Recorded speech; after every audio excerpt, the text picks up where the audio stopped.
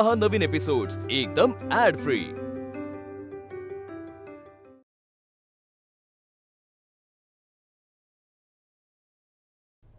पुरुषांनी कमवून आणायचा असा विचार तुमचा स्त्री असून आहे हे जरा धक्कादायकच आहे।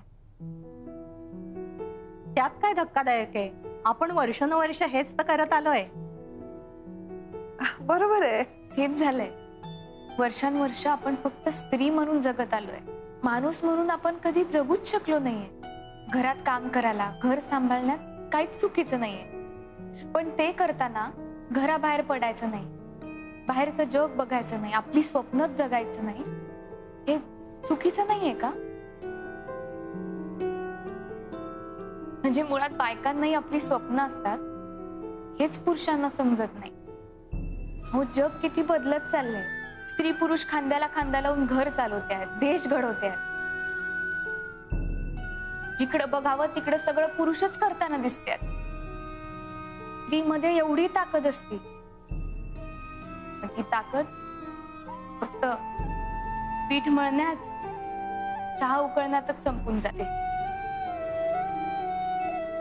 ज्या देशांनी प्रगती केली ना, तिकडे स्त्री पुरुष सन्मान असतात।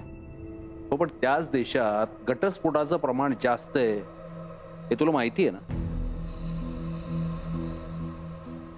पण ज्या देशांनी आपली पारंपरिकता जपलेली आहे त्या देशात लग्न आणि कुटुंब दोन्ही अबाधित राहिलेली आहेत। अगदी बरोबर बोलतायत। ऐक ऐक,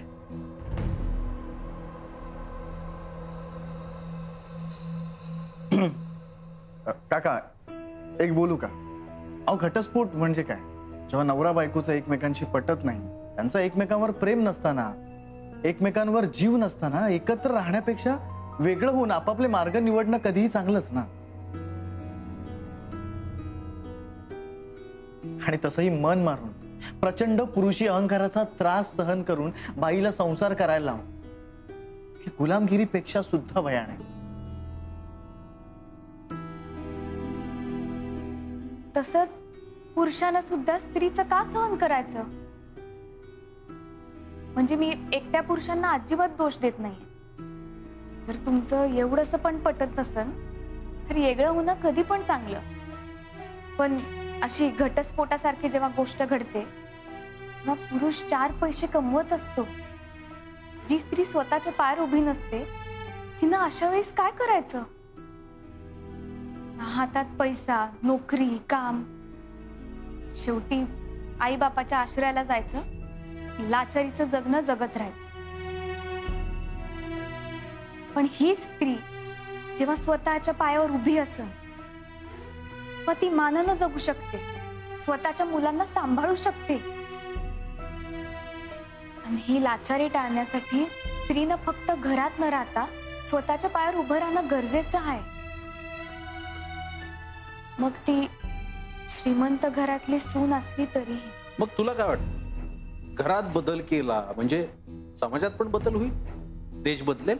मला असं वाटतं सुरुवात ही घरापासूनच व्हावी लागते।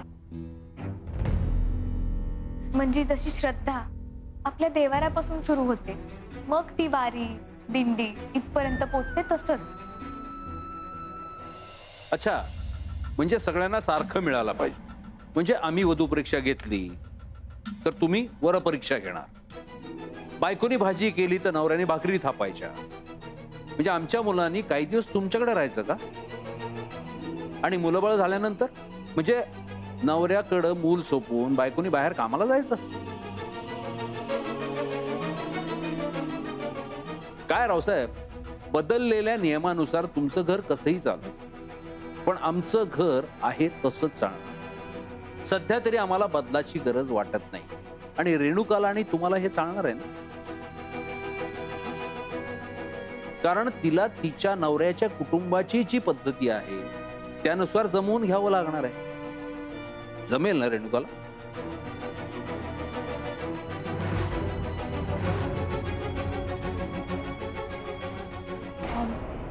मला असं वाटतं हे रेणुकाताई आणि वेदभाऊ ह्या दोघांनी ठरवायला पाहिजे।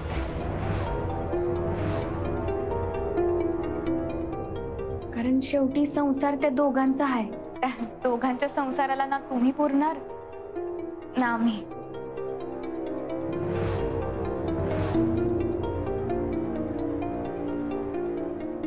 आता पण बघा ना, दोघांनी स्वतःच्या मर्जीनं पोहे बनवायचं ठरवलं.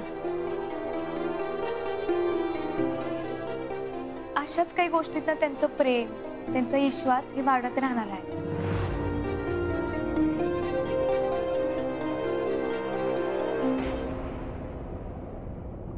मुक्ता, किती किती अहंकार दुखवणार आहेस वेदच्या घरच्यांचा. एकदम बेचैन करून टाकलेस आहे यांना.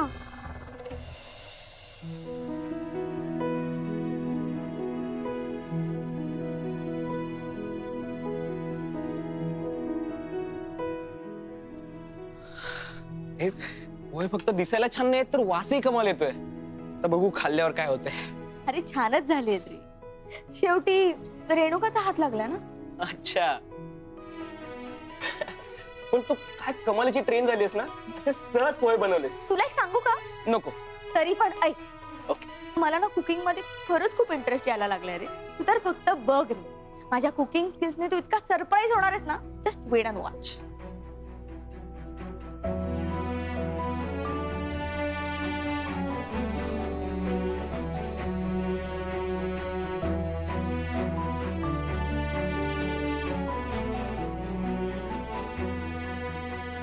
मला तुझा खूप अभिमान वाटतो. हे बघा विश्वासराव, जे काही आम्हाला वाटलं ते आम्ही अगदी मोकळेपणाने तुमच्याशी बोलतो. हे सगळं बोलणं हे आपल्यामधलं नातं मजबूत करण्यासाठी होतं. त्यामुळे तुम्ही अजिबात अवघडल्यासारखं वाटून घेऊ नका. हा थोडस अवघडल्यासारखं झालंय, पण आम्हाला तुमचा अभिमानही वाटला. नाही, पण आमचे विचार आम्हाला तुमच्यावरती अजिबात लादायचे नाही. वा, हे स्वातंत्र्य आम्हाला दिल्याबद्दल खूप खूप आभार. चला, आपण आता ज्या कामासाठी एकत्र आलो आहोत ते काम करूया. तारखांबद्दल बोलूया. बरं, तुम्ही काहीतरी काही ठराविक व्यावसायिक लोकांना पार्टी वगैरे देणार असं म्हणाला होता. त्याचं काय झालं पुढे? हो, मी तर ती पार्टी विसरलेच होते, जिथे आर्या मुक्ताचा जीव घेणार आहे. चला, गरमागरम पोहे तयार आहेत. वा वा वा वा, या. वा, बघितलं विश्वासराव, याला म्हणतात संसार करणं. बरं वेद, हे बाळा, तू एकट्यानेच पोहे बनवलेस का? ऍक्च्युली ते मी त्याला हेल्प करण्याचा प्रयत्न करत होते, पण त्याने हेल्प घेतलीच नाही. जे करेन ते एकट्यानेच करेन असा हट्ट होता त्याचा.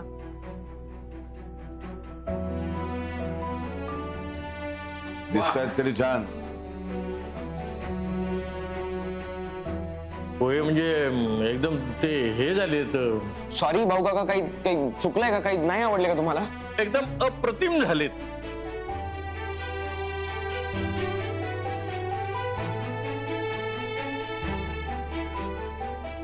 वे, तुला कधीपासून इतके चांगले पोहे बनवता यायला लागले?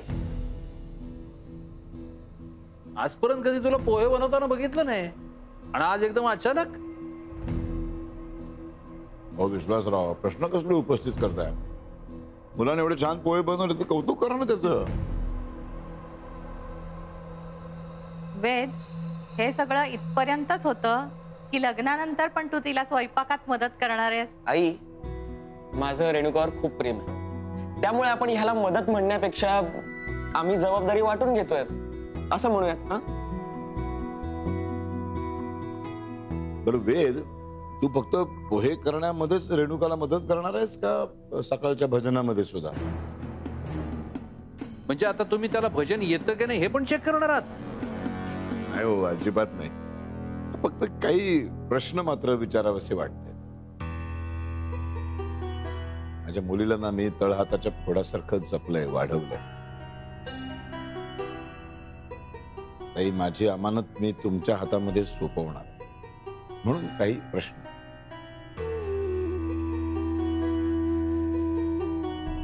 विचारू ना? दादा चालतील ना? काय प्लीज विचारा ना. कुठे बसशील तू?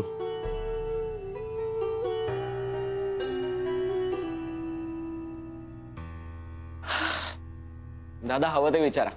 माझ्या मुलीचा एक प्रॉब्लेम आहे, म्हणजे तिला राग फार भयानक येतो आणि पटकन येतो. नाकावर राग आहे तिच्या.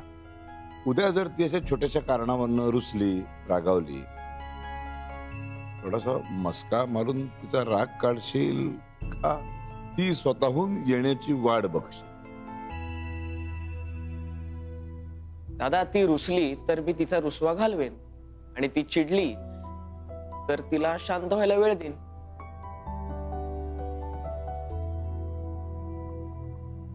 म्हणजे दरवेळी तूच रुसवा काढणार आहेस का? हो आई. कारण फक्त नवरा बनून संसार नाही जमणार ना. वेळ प्रसंगी मला तिची आई, तिचे वडील सुद्धा व्हावं लागेल. कारण आई तूच सांग, जर लहान मुलं रुसली तर आई वडील जास्त वेळ रुसून देतात का? दुसरा प्रश्न, रेणुकाला आणखीन एक वाईट सवय आहे. रात्री अपरात्री तिला असं बाहेर जाऊन टोल नाक्यावर, रेल्वे स्टेशनच्या बाहेरच्या हॉटेलवर जाऊन काहीतरी अचानक खावंसं वाटतं, काहीतरी ज्यूस वगैरे प्यावंसं वाटतं. तर असा जर तिने रात्री अपरात्री हट्ट केला तर काय करशील तू? ओरडशील का घेऊन जाशील? नाही, मी तिचा शब्द मोडणारच नाही दादा. तिला हवं तिथे घेऊन जाईल.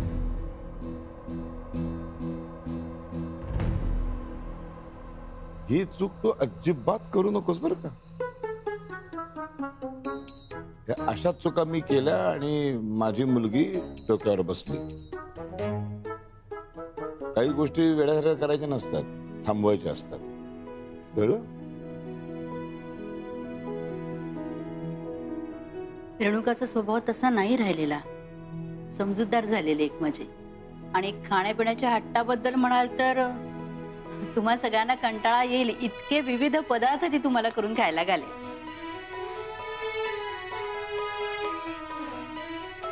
जरा नाजूक प्रश्न आहे.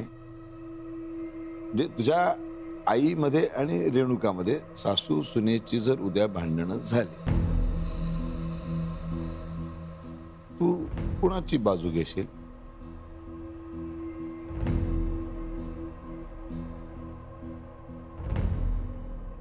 असं घडलं तर मी तिला समजावून सांगेन की ही माझी आई आहे, जिने मला 9 महिने पोटात वाढवलंय. असंख्य वेदना सहन करत तिने मला जन्म दिलाय. तुझ्या वडिलांसारखंच तिनेही मला तळहाताच्या फोडासारखं जपत मोठं केलंय. लहानपणी मी आजारी असायचो तेव्हा सतत माझ्या उशाशी बसून असायची. मला खोकला जरी आला ना तरी तिच्या काळजात धस्स व्हायचं. जिने माझ्या डोळ्यात कधी पाणी येऊ दिलं नाही, जिने माझ्या भल्यासाठी कायम उपास केले, माझ्या दीर्घायुष्यासाठी सतत मंदिरात खेटा घालणारी अशी ही आई. आणि आई एकच असते. सगळी नाती मिळतील पण आई नाही मिळणार. त्यामुळे मी रेणुकाला समजावून सांगेन की आई जरी चुकली असेल तरी मी तिला चुकीचं नाही म्हणणार. जो काही वाद असेल तो तिची माफी माग आणि मिटवून टाक.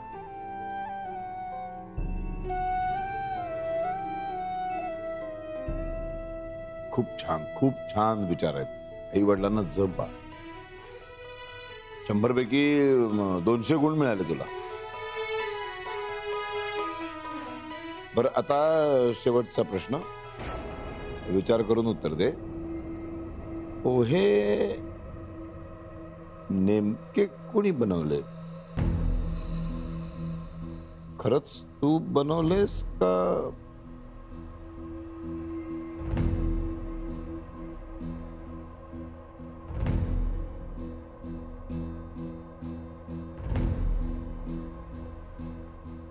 अरे गडबडलास कशाला? मला खात्री आहे हे पोहे तूच बनवलेस. बर, आता वर परीक्षा संपली का अजून काय विचारायचंय? वर परीक्षा कसली हो? काळजाचा तुकडा सोपवणार आहे म्हणून काही शंका होत्या, काही प्रश्न होते, बस सहज विचारले एवढंच.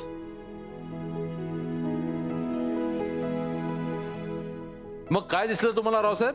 योग्य घरामध्ये मुलगी देतोय मी. आयुष्यभराची चिंता मिटली. बरं चला आता मग लग्नाची तारीख ठरलेलीच आहे, त्याप्रमाणे तयारीला लागूया. ज्या काही थोड्याफार पत्रिका छापायच्या आहेत त्या सगळ्याच तयारीला लागूया. चला. हो चला, आम्ही बाकीच्या तयारीला लागतो. वेद, रेणुका, आपल्या दोन्ही फॅमिलीजचं खूप खूप अभिनंदन. वा वा वा. चला चला निघू. या चला या.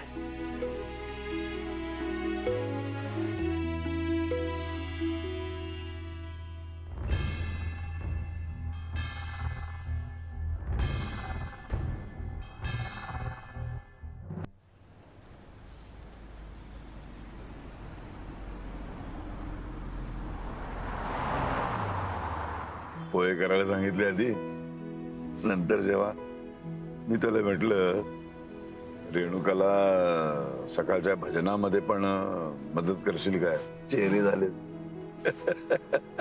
विश्वासाला मला म्हणतात म्हणजे आता माझ्या मुलांनी काय भजन म्हणायचे. तुम्ही कशाला असं सांगितलं?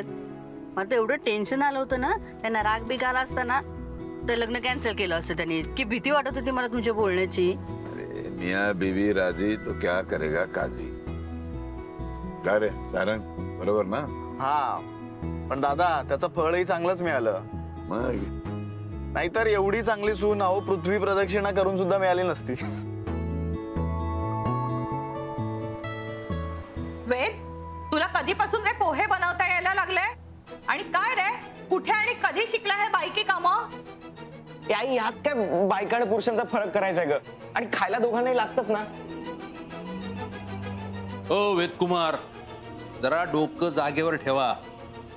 त्या रावसाहेबाचं डोकं फिरलंय पण तुमचं जागेवर ठेवा. त्यांच्या भोका पडलेल्या ओढीतून तू प्रवास करू नकोस. आणि सगळ्यात महत्वाचं, त्या रेणुकाला सांग आपल्या घरातल्या नियमानुसार वागावं लागेल. आणि यापुढे तू कसलाही स्वयंपाक करणार नाहीयेस, नाहीतर आम्हाला तुझ्या लग्नाचा पुन्हा विचार करावा लागेल. बाबा काय बोलतायत? त्या मुक्ताचं आजवर कौतुक वाटायचं मला. एवढी अतिशहाणी असेल ना असं वाटलं नव्हतं मला. आणि पाहिलंत ना, रावसाहेब सुद्धा तिच्या आगाऊपणाचं कौतुक करत होते.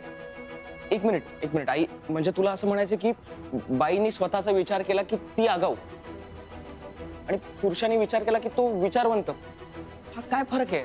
तूच राहिला होता तिची बाजू घ्यायचा. कारण बाबा मला माहितीये तुम्ही चुकीचं बोलताय. मुक्ताताई कशी येते ते मला चांगलंच माहिती आहे.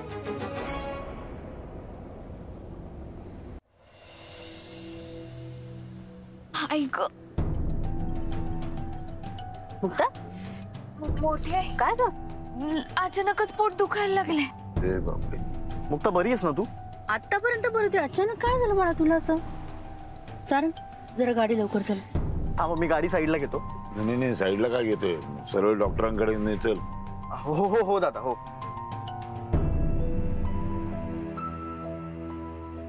म्हणून मला वाटतंय की डॉक्टरकडे नको जायला. नाही कसं, तू पळव ना गाडी. हो हो दादा, हो. अहो डॉक्टरकडे नको, आपण घरीच जाऊया. अगं मग तू इलाज करणार आहेस का आई? तू डॉक्टर आहेस? तुम्ही दोघं ना एकसारखे आहात. मी घरी जाऊया म्हणते, याला काहीतरी अर्थ असेल की नाही? घरी जाऊया आपण. सारंग, गाडी घराकडे घे. काय कारण आहे म्हणजे? काय कारण आहे? काय आम्हाला सांगायला लाज वाटते? एवढं दुखतंय तिच्या पोटात. तारी पुढे गेले तिची म्हणून त्रास होतो तिला, बाकी काही नाही. सारंग, गाडी घराकडे घे. माझ्याजवळ येतेस कशी?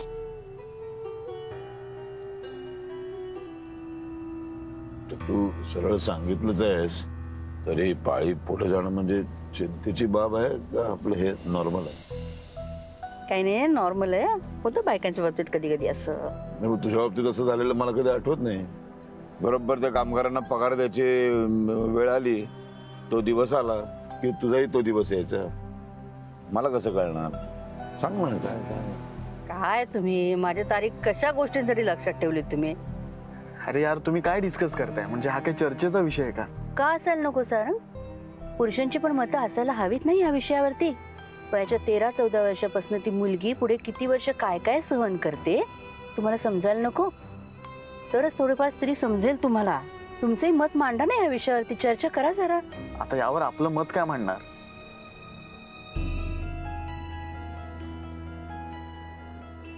मला मळमळल्यासारखं पण होतंय. तुम्ही जरा गाडी साईडला थांबवता का?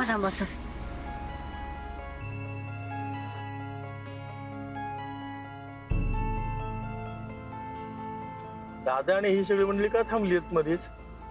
अरे मुक्तल काहीतरी त्रास होतोय वाटतं.